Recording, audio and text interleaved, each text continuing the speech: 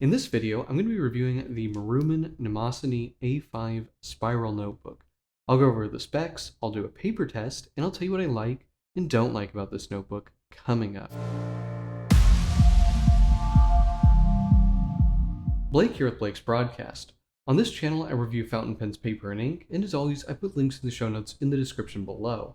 And if you haven't already, please hit that subscribe button, it really helps out my channel. Alright, let's get on with the review. So this is the Maruman Mnemosyne notebook. This line of notebooks is one that I used when I was working in an office, partly because it has a very professional look, and with these plastic covers, they were quite durable.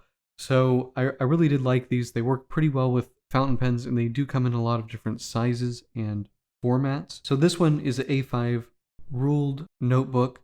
It also comes in a 5mm dot grid, and this one has a 7mm ruling. You get 80 sheets of 80 GSM paper, and it is Maruman's Mnemosyne specific paper, and it's pretty good with fountain pens. We have a twin ring binding here in a shiny black material, and of course the twin ring is always more durable than a normal spiral notebook, so that's really nice. And we have a gold embossing on here. 195 I believe is the model, and Mnemosyne being the branding. It looks pretty nice, pretty professional, and that it's plastic, you can get water on here and it won't stain or anything like that.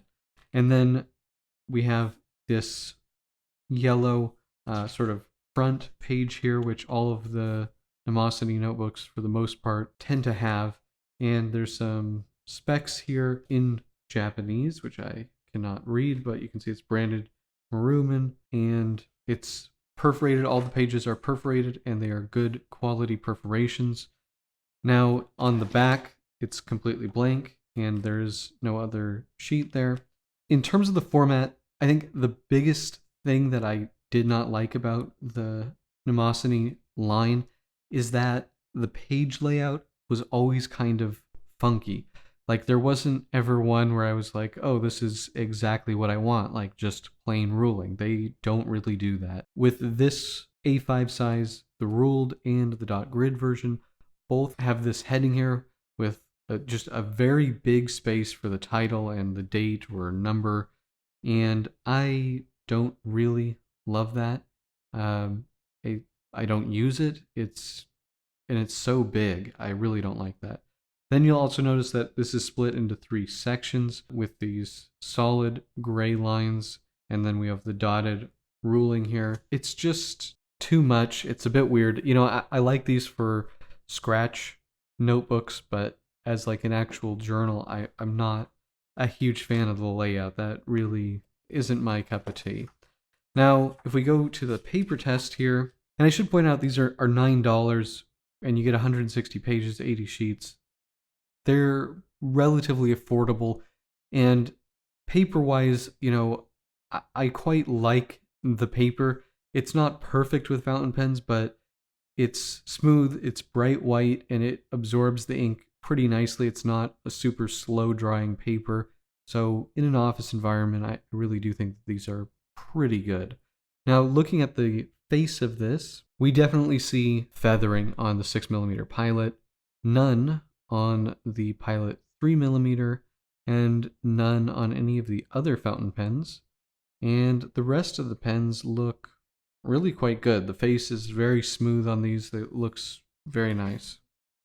Now if we go to the back, we can see where we had the bleeding on the 6mm Pilot Parallel, and we can see maybe there's just a spot or two coming through with the Aurora Metallic fountain pen. The rest of the pens, with maybe the exception of the Omniflex, there's no bleeding. There's maybe just a touch on the Omniflex, and that one, you really push on that to try and kind of flex it. The other ones all look pretty good. The Caran d'Ache Le Mans in medium, the Otto Hoot Design 8, extra fine, did nicely. Those all definitely passed.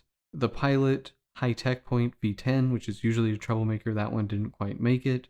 The Pentel Energel 1mm also came through a bit. The troublemaker pens all bled through, but the rest, the fine liners, seem to do pretty good.